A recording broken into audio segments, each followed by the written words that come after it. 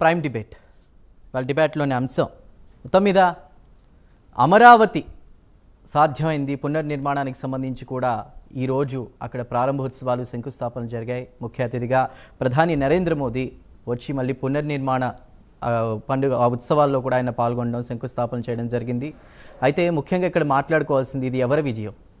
అమరావతి ప్రజల విజయం, ముఖ్యంగా అమరావతి రైతుల విజయం. అంటే ఎన్నో గత 5 సంవత్సరాలుగా కూడా వాళ్ళు మాట్లాడుతూ ఒకటే చెప్పారు, ఏ పండుగని కూడా గత ప్రభుత్వ హయాంలో మేము ఏది సంతోషంగా జరుపుకోలేదు, ఇది చాలా పెద్ద పండుగ, మాకు అమరావతిని సాధించుకున్నామంటూ కూడా వాళ్ళు ఒక రకంగా ఉద్వేగానికి, ఆనందానికి గురైనటువంటి క్షణాలు అవి.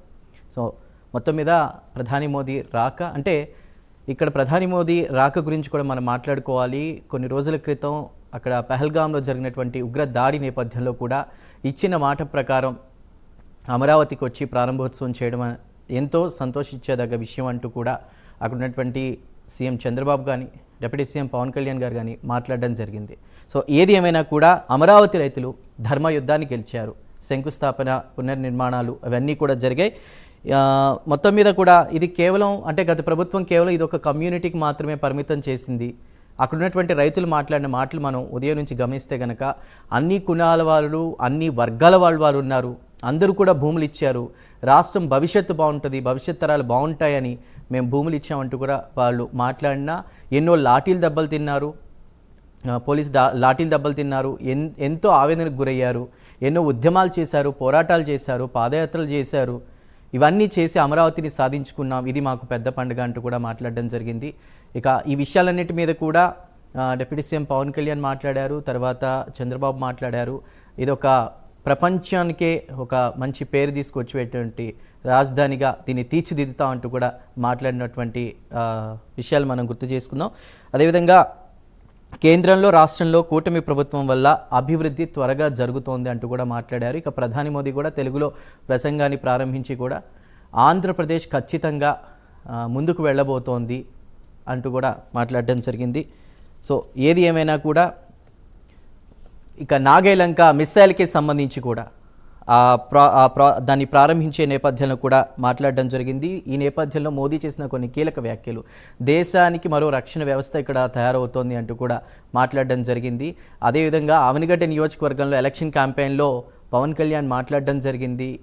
ఇక్కడ అభివృద్ధి గురించి, రోడ్ల గురించి, అక్కడ నాగేలంక మిసైల్ ప్రారంభోత్సవానికి వాటికి సంబంధించి అన్నిటి కూడా ఖచ్చితంగా కూటమి ప్రభుత్వం అధికారంలోకి వస్తే ఇవన్నీ సాధ్యమవుతాయని చెప్పినట్టుగానే జరిగింది.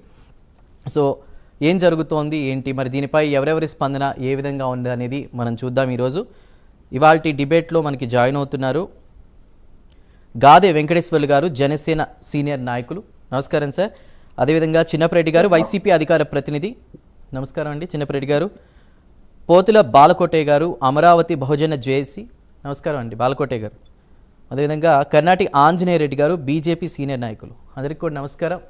ముందుగా బాలకోటయ్య గారు, అమరావతి కోసం ఎన్నో ఉద్యమాలు చేశారు, ఎంతో పోరాటం చేశారు, ఈరోజు పునర్నిర్మాణంలో భాగంగా అమరావతిని సాధించుకున్నారు. రైతులు కొంతమంది మాట్లాడుతూ కూడా ఎన్నో పండుగల్ని మేము సెలబ్రేట్ చేసుకోలేదు, ఇది పెద్ద పండుగ అంటూ కూడా మాట్లాడారు. ఈరోజు జరిగినటువంటి కార్యక్రమాలు, వాటిపై మీ స్పందన ఏంటి, మీరు ఏం మాట్లాడతారు? చందు గారు నమస్తే. పెద్దలకి, మిత్రులకు కూడా నమస్కారాలు. చందు గారు మీరే చెప్పారు, అమరావతి గత 5 ఏళ్ల కష్టాల గురించి, నష్టాల గురించి, శోకాల గురించి, తాపాల గురించి, శాపాల గురించి. ఈ రోజున వేదికను అలంకరించిన సాక్షాత్ ఈ దేశ ప్రధాని నరేంద్ర మోడీ గారి నోట జయహో అమరావతి మాట. చంద్రబాబు నాయుడు గారు ఉద్యమకారులకి సెల్యూట్ చేశారు. పవన్ కళ్యాణ్ గారు ఆనాటి కష్టాలని, నష్టాలని ప్రత్యక్ష సాక్షిగా చూసి అమరావతి రైతుల్ని, రైతు మహిళల్ని అభినందించారు. ఇంతకంటే ఘనపాటి గౌరవం ఏముంటుంది అమరావతికి? ఇప్పుడు ఆలోచించాలి. 3 రాజధానులు అన్న వాళ్ళు, 3 రాజధానులు అన్న వ్యక్తులు ఇప్పుడు అమరావతిని ఏమని మాట్లాడాలో కూడా ఆలోచించాలి.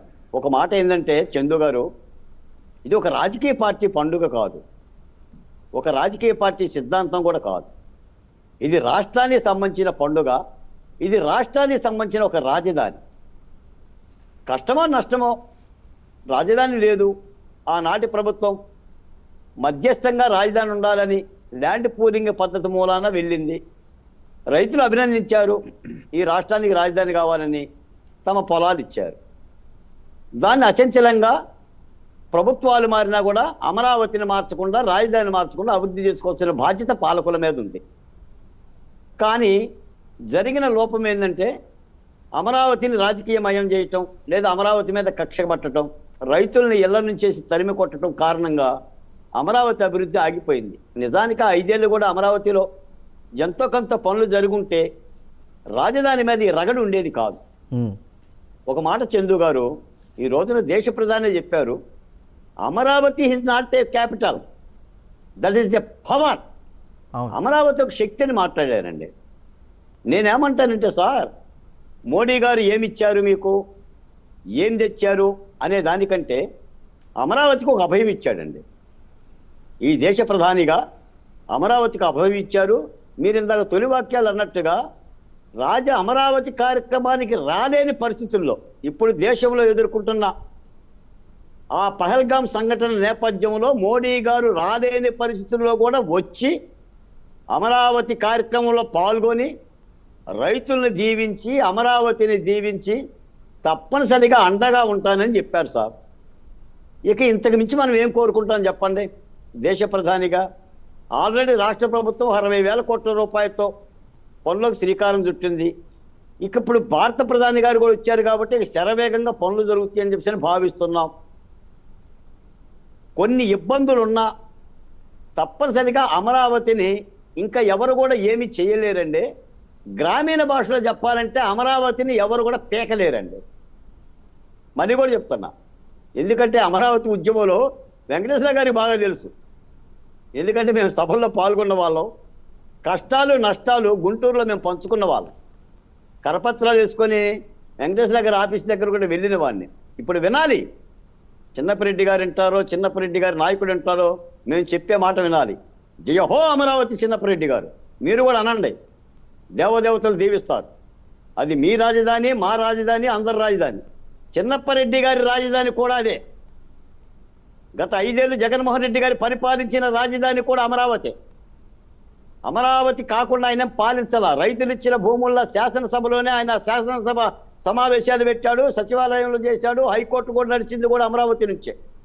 కాబట్టి ఇకనైనా రాజధానిని రాజకీయ వధ్యస్థల మీద, బలిపేట మీద పెట్టి రైట్. అంటే బాలకోటి గారు మీరు అన్నట్టు ఇది పార్టీల విజయం కాదు, అమరావతి రైతుల విజయం. ఉదయం ఒక రైతు మాట్లాడుతూ ఆవేదన వ్యక్తం చేస్తూ ఒక మాట అన్నారు, ముఖ్యమంత్రులు మారుతున్నప్పుడు రాజధాని మారాలా, మేము భవిష్యత్తు కోసం మేము మా పొలాలను భూములన్నీ కూడా ఇచ్చాము, తర్వాత మేము గత ప్రభుత్వ హయాంలో పిల్లల ఫీజులు కూడా కట్టుకోలేకపోయాం, ఇటు పంటలు లేక మేము భూములు ఇచ్చేసి మేము రోడ్డు మీదకి వచ్చినటువంటి పరిస్థితి అంటూ కూడా మాట్లాడి ఈరోజు మాకు ఇదో పెద్ద పండుగ అంటూ కూడా మాట్లాడడం జరిగింది.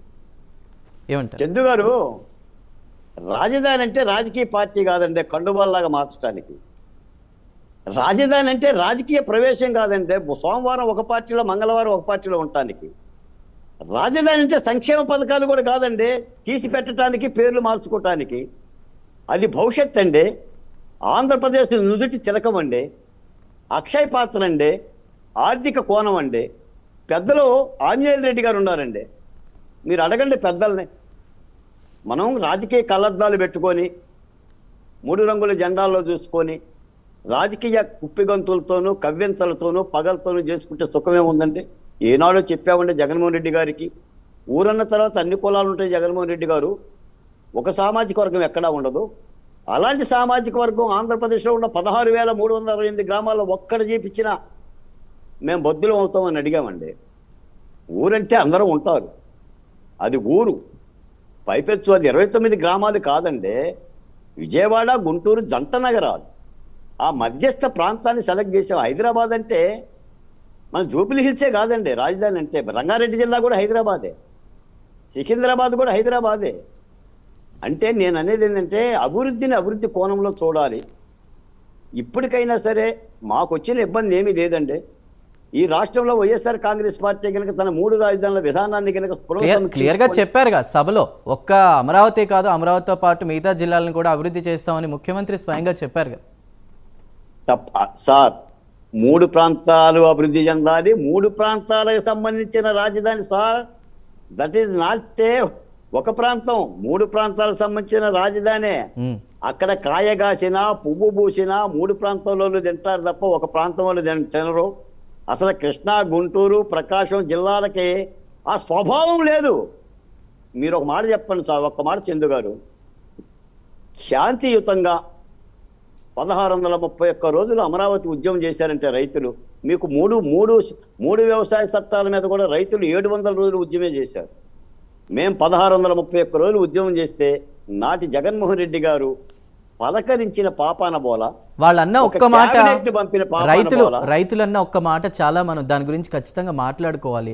మాకు పార్టీలతో సంబంధం లేదు, మేమేమి దోచుకుని తినడం లేదు, మేము 10 మందికి అన్నం పెట్టే రైతులు, మేము నిజం కోసం మేము ఫైట్ చేస్తున్నాం అంటూ కూడా వాళ్ళు అన్నారు. ఆ మాట గురించి మనం ఖచ్చితంగా మాట్లాడుకోవాలి. అసలు అంతకంటే ముఖ్యంగా చందు గారు, ఒక పరిశ్రమ పెట్టాలన్నా, ఒక ప్రాజెక్టు కట్టాలన్నా, ఒక బడి పెట్టాలన్నా ఏం కావాలి? భూమి కావాలి. భూమి లేకుండా ఎక్కడ పెడతారు? ఆకాశంలో పెడతారా? రాజధానికైనా భూమి కావాలి. భూమి ఇచ్చినోడిని గౌరవించుకోవటం మన సాంప్రదాయం.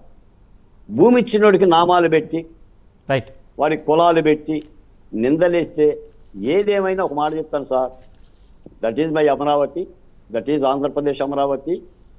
జై అమరావతి, జై హో అమరావతి. రైట్ కోట గారు.